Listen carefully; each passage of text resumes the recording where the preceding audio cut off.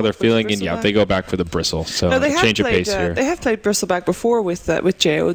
The only didn't think they were going to go for it this time, because the only time that they did it, they went for an IO Tiny, so they have a different type of core as well. I like the bristleback here, though. They needed a big, beefy frontliner. They have that core shaker who can kind of play that role, but they want him to be the one that can counter-initiate. Now the BB can be the one in the front line and absorb some of that damage to get these fights started. I also like the idea of putting the bristleback in more of a safe lane role. We've seen him really shine when he can get early momentum, go that kind of Sanjin Yasha carry style. Much more potent than the off-lane bristle. Yes. Wow. Dirk is really going ham. Yeah, Must be some epic games over there. I can hear that through I can hear it through your microphone, basically. So. How do you know it's my microphone and not your microphone, Shiver? That hurts. I don't know, actually. So, actually, if you want to watch that series, you can. It's on Yasha stream. So, you know. Speaking of San Yasha, we're on Sanj. Yeah, that's great. Oh my. Okay, here we go. So game number 2, MVP Phoenix on the dire side. Well played. Yeah, thank you. I didn't know what you were gonna do with that. I just left it open ended. I was hoping you'd have a witty retort to take over there, but nope. Wishful thinking. Perhaps. I think this Chen will be a big problem for MVP Phoenix. They don't have anyone that can really slow him down early on, and Cast should have pretty much everything he needs to have a good time in the jungle, already equipped with sentry wards, so expecting MVP Phoenix to do a bit of an invasion and block out some of these camps. Rave will not make that easy. I wonder if we're going to have another fight in the jungle. Last time we had 5 kills at minute 1. Didn't end up helping MVP, even though they came out ahead, but there's definitely a chance here. Witch Doctor is such a good hero at level 1 as well with the cask, especially if you get a decent bounce. Nuts is going to go forward. They do have the bristleback, the Earthshaker is actually better. Yeah, I think actually in terms of level 1 engagement, maybe Rave has got a slight edge there. Yeah, although they are in a 4v5 scenario. Yeah, Earthshaker's not even there. He's up top. He got a ward down nice and early to make sure his offlane is just fine. So, yep, there are she blows. So what do MVP Phoenix do with their wards? They get a sentry into the pole camp. That'll block out that one. Magic Bush still available.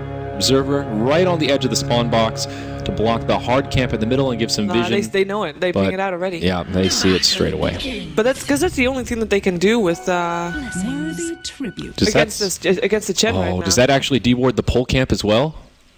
Oh, so close. Almost the value sentry. That would have been amazing, by the way, if that was the case. That would have been cream of the crop. So still not too bad for the Chen. They won't have the pole camp to utilize. Oh, it does catch it.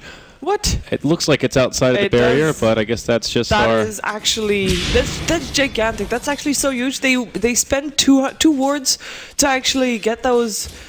To get that going, and they just lose both. That Chen is going to have the time of his life. 2 birds, 1 stone. Very nice. And they'll get their the Radiant Observer will be just giving some vision into the jungle there, as well as the bottom rune. So, great start for the Radiant side. Looking at the lane setup, those have the safe lane Bristol, Queen of Pain mid, nothing so surprising about this. The off lane Shaker, we've seen Ryo play it a number of times now to a huge degree of success. One of the newer strategies that Rave has come up with. I think this tournament is the first time that he's played it in a competitive match, so we'll see if he can continue on. I really like the lanes for MVP Phoenix. They went for dual lanes. They have the Dazzle pulling up top together with the Ember Spear trying to farm there, and they have the dual off lane with the Undying Witch Doctor. Ooh, Ryer is actually taking a lot of damage here. Has to be careful. He doesn't have mana anymore for a Fissure, apart from now when he just ticks a Clarity, but he has to be really careful not to overuse them, because I would definitely put him up for first blood material right there. Yep. And the offlane Witch Doctor dying. We've seen this duo in the offlane a couple of times now across the qualifiers. Fairly standard on this patch, and boy is it potent. If you can get the tombstone down, you can do a lot of damage and a lot of sustainability. Both heroes kind of difficult to pick off. So initial rune spawn. Looks like Rave will camp out the bottom spawn. And March on his way over. Tombstone on the high ground. They're ready to fight here. Ninja Boogie will drop the stun. March, did he bite off more than he could chew here? Might have. That Tombstone, though, is doing a lot of work. Witch Doctor coming in from the side as well, and that might be trouble. But Bristleback's coming. It's going to be a sandwich on the side. Jo on the high ground. He's spamming out the quills. March just a little bit too tanky, but they will dive it. Stun from Vengeful Spirit secures the kill. They lose their Chen, but the first blood is drawn by Ninja Boogie, and that skirmish will give an advantage to Rave. Yeah, the creep from Chen actually working against him there, because the cask was able to bounce around between that. It's kind of a shame for him, but I think he didn't have a lot of chance anyways because, I mean, that tombstone was just perfect position and he had no way of killing it, no way of running away there. Lane, a disaster for MVP Phoenix. Chrissy just completely dominating here, 15-6 on her, and the TA at a humble 8-3. This is one lopsided matchup. I knew the TA would struggle a little bit, but this is a huge deficit. I wonder how much chance he'll have to catch up. Templar Assassin is not the best at catching up. He can still farm the jungle as well, of course, but yeah, there are stacks being made, so that's a good thing for him. Ryer, in the meantime, getting some experience on the back end of the tower. I think he's just gonna pull the wave back, yeah, making sure that he can still get the lane pushed back as well. Oh, what's that Dazzle doing over there? Is he? Because it's past 3 minutes, and he did this last time as well. It wasn't Febby that time, but again, it's the same strategy, and I don't get it either. Why would you do that past 3 minutes? That's just weird. That's just underestimating your opponent. Oh, wait a second. Bottom lane. Tombstone goes up. Can they do something here? It's just to save Nuts, perhaps. Tombstone is getting targeted right there, and they will get denied. No gold for you. Very nice little play there from Nuts. That's a pretty big bounty on the Tombstone. Definitely worth the effort to deny it. So things fairly even here. Rave looking like they're getting a bit of an advantage out of this laning stage. Although Ryo, he'll fall in the top lane. Ember Spirit gets a pick off. And that will shut down the Earth Shaker. That's actually, I think, the first time of the games that we've seen him actually die this early on in the lane. So definitely. Could end up being a slightly different story than what we're used to. The Chen, how's he doing in the jungle? Soon to be level 3. He's picked up a nice early smoke, so could get some rotations going as the Wild Wing Ripper to farm away and could maybe harass that mid lane with it a little bit. Still opening up some options around the map, maximizing efficiency here. Double damage on the Queen of Pain. There's that Sentry Ward that I talked about, and this is key for the matchup. Ninja Boogie will rotate in, and QO in big trouble. Refraction's already been chewed through, and that's the easiest kill Rave are going to find this game, I think. Very well prepared as well with that Sentry Ward, and there was just a cookie cutter gank, and it worked out. Very well played. And Templar Assassin, we already talked about it, been shut down a bit. We'll see if she can catch up later on in the game, but for now she has to just play very careful to not die again. And Chrissy, actually, I think for Templar Assassin the best chance is that Chrissy moves away to try and dominate other lanes so that Templar Assassin actually gets some space to do something for herself. Yeah, we'll see how Chrissy plays this one. We've seen so much of that Aghanim's first Queen of Pain, but this could be a game where we'll actually see the Orchid come out. You see how aggressive Chrissy is being against QO, chewing through that refraction straight away. Ping's coming out in the top lane, Vengeful Spirit, perhaps thinking about setting up a gank, but won't find the opening. Ryo's still getting decent XP, and we found him really shine once that safe laner on the opposition starts to move around, and then that's where he'll find that recovery farm. Really prioritizing the mobility tools, Blink, Force Staff, Glimmer Cape. Yeah, I think, I mean, so Oh, the refraction! The refraction and the bottle charge is helping out there. That was really close, though. That was too close. Yeah. I mean, it seemed like Chrissy wasn't quite ready for it. Like, okay, is this bait? What's going on here? And, well, Febby TP's in. And even being able to force a rotation like that is a minor victory. Ryo in some trouble, will get off a fissure and does survive, but maybe forced back to the well before he can do much else in the lane. Oh, Regen Rune. Chrissy would have loved to have that. It's actually Q that goes on the aggressive. He has to be careful, though, because there's a lot of people there from Rave waiting on the high ground. And I think for Q, I mean, it's great that he got away just now, but it does actually just emphasize his situation right now. He cannot get too aggressive because he just doesn't have a lot of survivability there. The Ember Spirit is getting a lot out of the safe lane, though, so maybe that can make up for what the TA is lacking. See March taking some damage, but a simple Soul Rip will pick him right back up. Meanwhile, on the other side, Febby pops the shallow grave, then a little bit of trouble. Chrissy will try to find the kill, mistimes the scream. Oh, unfortunate for him. Blink on cooldown for another 5. Will try to TP out. KP does not have the chains. And Chrissy will live. Nice heads-up play there. Unfortunate that he couldn't get the Dazzle.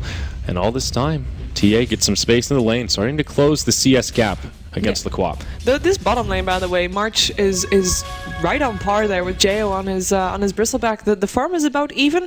Which one would you there favor in terms of who can do the most with the farm they're getting? Well, it's a difference of power curve, I think. Jo will have a bigger impact overall, I would say, but the Undying packs a little bit more of a punch earlier on. So open up some options for MVP Phoenix to maybe move about and set something up and try to get some momentum going for QO, but if they leave that Bristle unchecked, he can really start to take over the game. And we can't forget about Roshan for the Radiant side. That's one thing that Bristle does very well, that sticky goo lowering the armor. You've got all the Chen creeps, and you've got a Vengeful Spirit on top of that. So even though they're Radiant side, MVP Phoenix will have to be very cautious about the Roche bit. But at the same token, they've got great Roche control themselves. TA, kind of the master of that area with the side traps for the extra bit of vision, and that meld strike for the minus armor. So similar to last game, I would predict that Roshan will be kind of a key point of this match sooner rather than later. Also, in terms of key points, levels in regards to Rave are actually favoring quite a bit compared to MVP. They have got 3 level 7s as well. The support's of course still fairly low. Wait a second, March might be in a bit of trouble here. Getting harassed, does have a tombstone, puts it on the high ground, but oh god, he just gets bursted down. Nothing out, tries to teleport himself out. He will be able to... No, he won't. He's dead. Very, very dead. QO tries to make something happen here. Chrissy blinks away, blinks right into Febby, who Great is setup. very sad with that. At least the tombstone was able to take out the Vengeful Spirit there. Jo still alive for the moment, but he will end up dead here. There's no way out for him, and I think with that, because I was just saying MVP Phoenix was having like lower levels, but they killed off a level 7, so I think they're going to be catching up there. QO still not done, goes for Ryer. Here comes an Echo Slam though, and the totem. QO puts on the refraction. It might just be enough. It is enough with the help of the Ember Spirit. Triple kill for QO, and if we're thinking that he was behind before that fight, well, he's on top of the net worth right now. He is level 8, which I think is one of the very few that is actually making it to level 8, or now there's actually 4. But, I mean, compare that to what we just saw. I mean, that laning stage, nullified. Completely. Yeah, how the mighty have fallen. A noble effort from the Earthshaker and the Queen of Pain there, trying to set up that sneaky play, and if there wasn't the refraction available at that second, the TA certainly would have died. So a very close call, I think a good idea, but in this situation just didn't quite work out. Cast bumps into the Ember Spirit, Searing Chains connect, and the Flame Guard going to burn him down quite low, but Chrissy on the way in will slow him down. Cast bouncing all... okay, 40 Might health. Just barely live. KP going to have to turn and head the other way. Searing Chains connect on Chrissy. Meanwhile, on the bottom, Cast bouncing around. Cast, rather. Stun out on the nuts. Jo getting very low. There's the grave. MVP Phoenix taking control of this game as QO now on a dominating streak. The Wild Wing Ripper trying to chase him down. He's dead. Quap comes in, and yep, too many fights going on at once here. Vengeful Spirit falls in the bottom lane.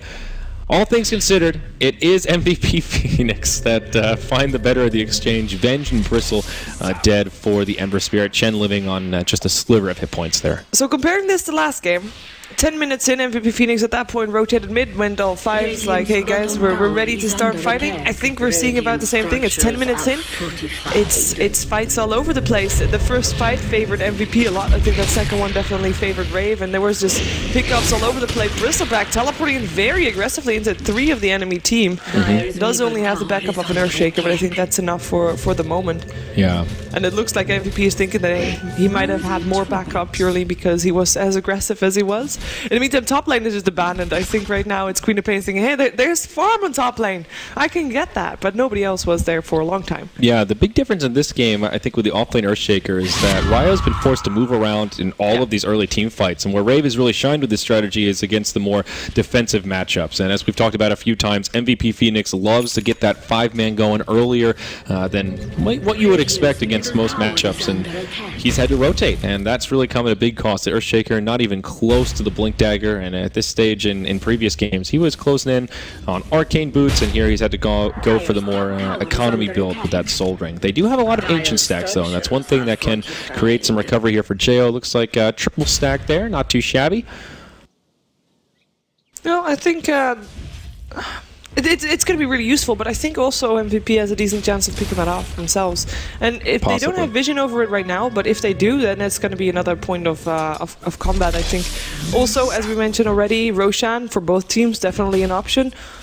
So also another reason to fight as Jo is now taking the stack, so that would be before MVP notices it's there. Oh, the Sonic Wave comes out, the heal's still there though. March still alive for the moment, he heals himself with a Soul Rip and should be able to walk away.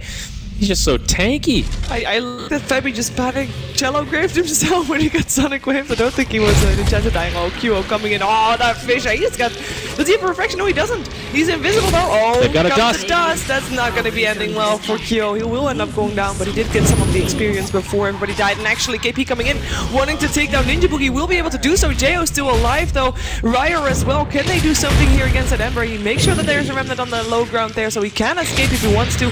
Jo still in trouble, might be able to deny himself. Aqua Slam coming out with the Witch Doctor ultimate. It's protecting KP. It's enough. Oh, it's not. Bristleback able to kill off the Ember, but Witch Doctor able to kill off the Bristle in return. So it's a 3-for-2 in favor of MVP. Yeah, I don't think... It's a shared stack. That was a shared stack. Yeah, did the TA get a couple of the last hits there? It was kind of hard to tell who killed what, but they at least interrupted the stack. The moral of the story is Bristleback did not get to keep it for himself. So you're right on point with that. MVP Phoenix prioritizing, pressuring the stacks, and I think the absolute right call there. They're still in control of this game. The Queen of Pain will go for the Orchid. Has the first Oblivion staff, 1,500 gold.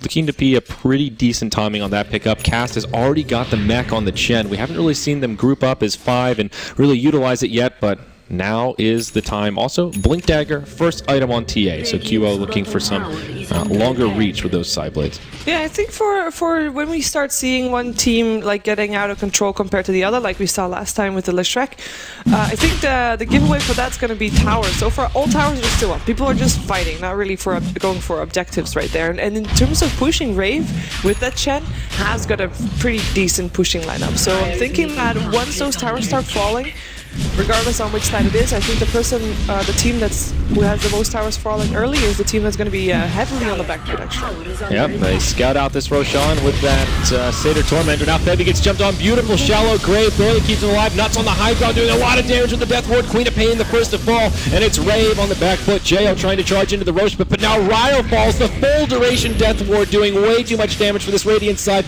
Now Cast caught by the Ember Spear. He'll get brought down. A quick 3-for-0 as Jo gets left behind. I think this is a 5-for-0 here. Shiva Rave in huge trouble. Not only do they get wiped, but they hand over the Roche for MVP Phoenix. Easy. Okay, positioning there was insane for MVP. They had the Witch Doctor perfectly positioned, was pretty far back as well. He was on the high ground, which is what you expect, but he was also pretty far back on the high ground. There was no way anybody was going to get close. I mean, that was a perfect storm.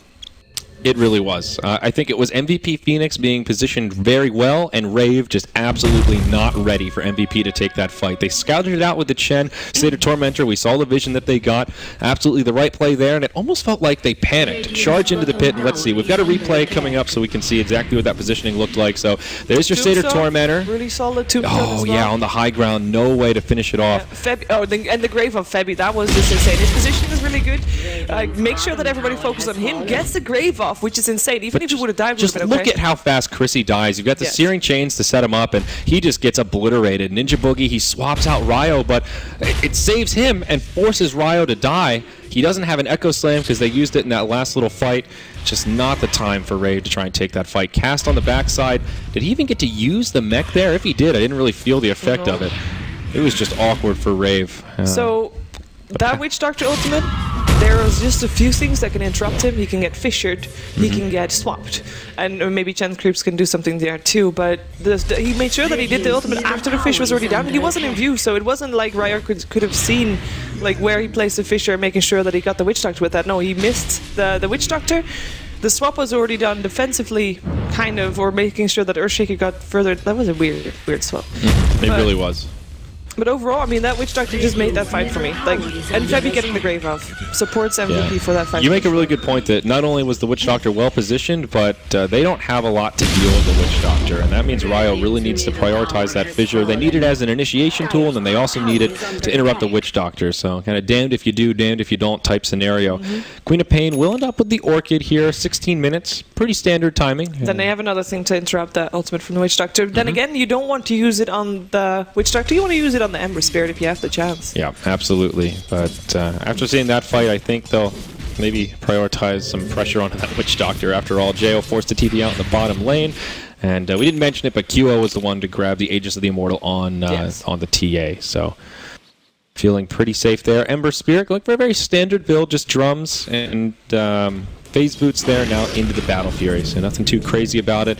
Witch Doctor, we've seen a variety of builds. We've seen that mobility, like Glimmer Cape Force Staff build, kind of rise up. But when you have a start like this, he'll go straight for the Aghanims. Point booster, very close to probably the Ogre Club coming out next. This is shaping up to be a fabulous Witch Doctor pickup. Oh, Chrissy! My oh me! He died so fast. Yeah, he melted, and now TA has a Desolator. Oh my, and Item got a pretty big buff on this patch now in terms of cost, and TA will capitalize. That's NB, oh, he wants the courier. They're baiting him here. That's a bait. I mean, that was very, very optimistic, Ninja Boogie. Like, there's no way he's gonna get out of this one. He's just trying to maybe buy some time so that the Ember would have been busy longer. He's an optimistic kind of guy, Very optimistic, and that tower goes down as well. So as said, the team that gets the towers first, I mean, they got the bottom tier 1 tower as well. Middle tier 1 tower also no longer there. 3 tier 1 towers down on the side of Rave already. That is a lot of space for MVP extra to farm, and a lot more opportunity to aggressively ward, as we see one right there already. And they find Cast. Well, he has a Hand of God, he has a mechanism, but you don't want to use it for yourself, and he doesn't, so he just ends up dead together with his creeps. Yeah, he could have mech'd there, not the longest cooldown, but I mean, what's the follow-up? Who's going to save him? Now Jo, he'll get sandwiched, trying to linger around this tier 2 tower. QO tanking it up for now, and all of MVP just on their way in. They'll try to rendezvous, and I think they'll just start to push this tower rather than really commit for the Bristle. Ember Spirit bottles up a double damage rune, and he'll make his way back towards this top lane as the 5-man is real for this Dire team. Oh, it definitely is, and they're on the right path of taking the game as well, as long as they don't overcommit too much. Jo gets skanked though. They're chasing him down. He's very tanky, but they can't get him down. They do chase him away. They should be able to just focus on the tower as QO on the front ground there. He doesn't have a lot of mana left.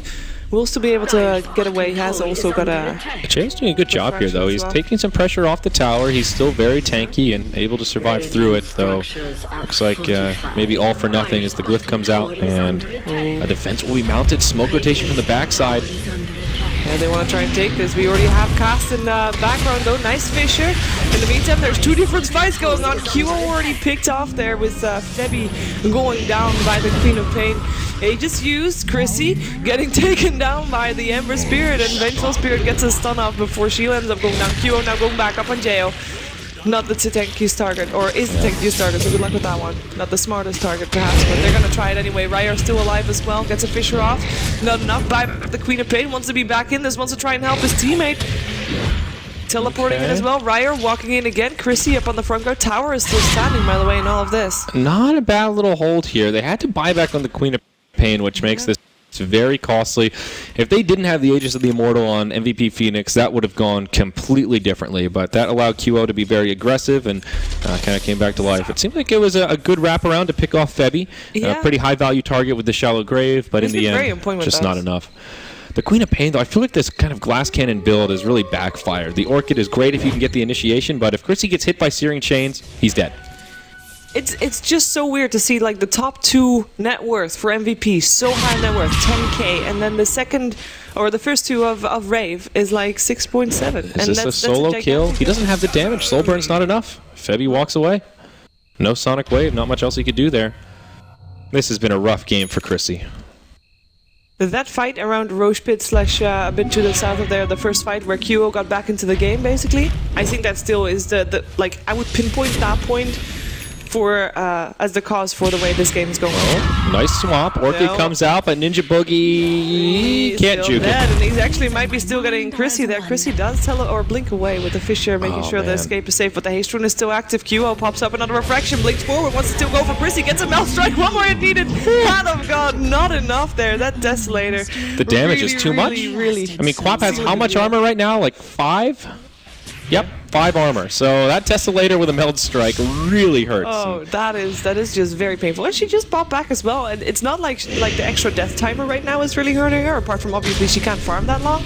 But it's more like she does not have any gold to spend. You're saying like she has a glass cannon build. Well, she doesn't get anything else to get something different, and they're going in. Or your Ryer in the back end already getting nuked down with the help of Febby and QOJ when it makes up the tombstone. Does get down the tombstone, but I don't think it's gonna matter one bit. Will end up going down as well. The tier 2 tower here in bottom lane.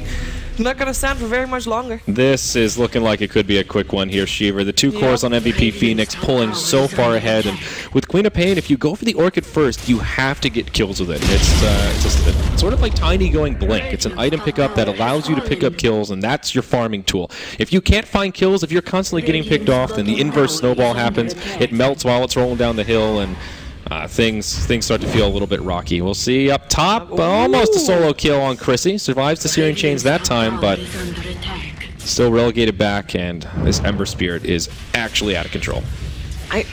Just a moment ago, I was going to say current gold, never mind. I was actually confused by the stats.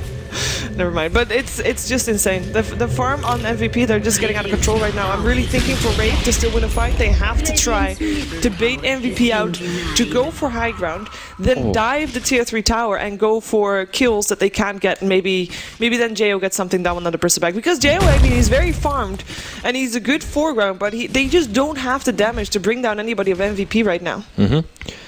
22-minute Aghanim Scepter on the Witch Doctor. If you thought he was doing a lot of damage before, buckle your seatbelt because things are about to get crazy. I think for Nuts to be able to get that fast, obviously, it contributes to, like, he had some good fights, he had some good positioning, and he stayed alive throughout the fights, which is a very big deal as well. But most importantly, Febby has just been sacrificing himself to make sure he's by Chrissy. Good night, sweet Chrissy. I mean, it's just so easy for the Ember Spirit here. Set of Searing Chains, and that was even with the Orchid used. And came in a little late, but just a free kill every time. And yeah, this is an easy Roche for MVP Phoenix. Medallion on top of all the minus armor. There's no stopping this. Yeah, Febby has been sacrificing himself. The Graves has been on point.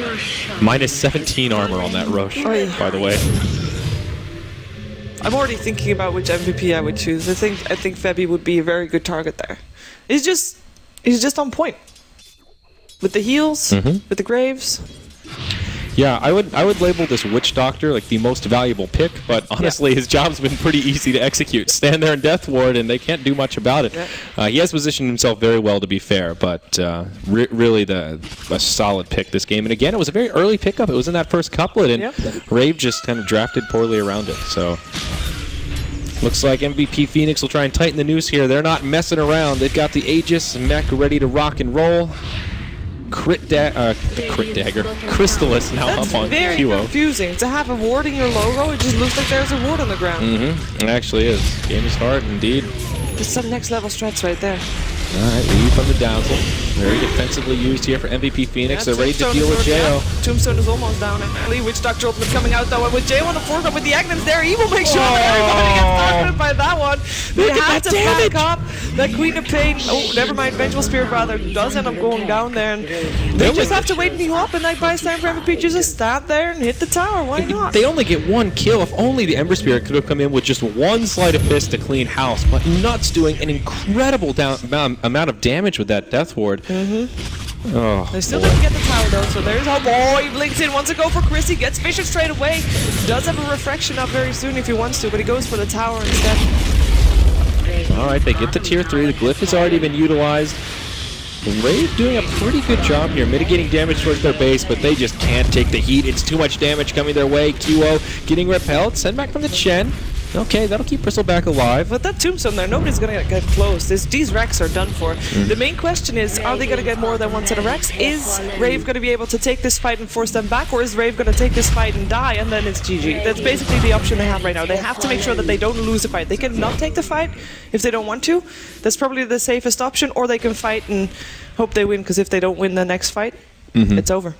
But they do not fight, so that's the right choice right there. How's the buyback status for the Radiant side here? They've got actually a couple available, so... Chen and Earthshaker, I don't think that's enough right now. No, they did the best they could there. I don't think there was any way they could have saved the barracks. If they get full team wiped, then the game is just over. MVP Phoenix push for the win, so... They stretched it out as long as they could. Blink Dagger or buyback for Earthshaker? What would you? Never mind. You don't get a choice anymore. Well, I would have said the Blink Dagger. At this point, anything that you can do to give you an edge and maybe have a team wipe coming through. There's just no way that a buy. If he doesn't have the Blink Dagger, what's the best you hope for? He buys back, and I guess if he doesn't use the Echo Slam, maybe. But teleport in for an Echo? Teleport in for the Echo, yeah. I guess that's possible, actually. but Nobody has that. Yeah, you need. This right. is the stage of the game where buyback's not going to win it. You need any kind of an item you can to give you an edge, even if that's just a bracer, something like that. This is do or die for Rave, I think, when the next push comes at least. Yeah, well, it's going to come pretty soon because MVP is already grouping up in the mid lane. They do have the Ember on top lane to try and push out that lane, and perhaps they want to try and take him down. They're coming in from the side as well, but they're going to be too late for Jo, and actually Jo is not a good target to do that on anyways. Full data list now up on the TA, as well as Manta Style on the Ember Spear. Double damage rune up on Duo. God. Okay, someone's gonna die. Well, that's gotta be Queen of Pain. I knew someone was gonna. That was a one shot. That was a one-hit KO, 100% to 0%, and then some. That basically sums up the way this game is going for Queen of Pain. She does not have buyback. No, Let's just put that it's forward. cooling down very soon though. I think it's up. Oh no, she doesn't have the money anyhow. So yep, she's donezo. They don't have a glyph, so now this tier 3 tower will feel the wrath of the QO Desolator.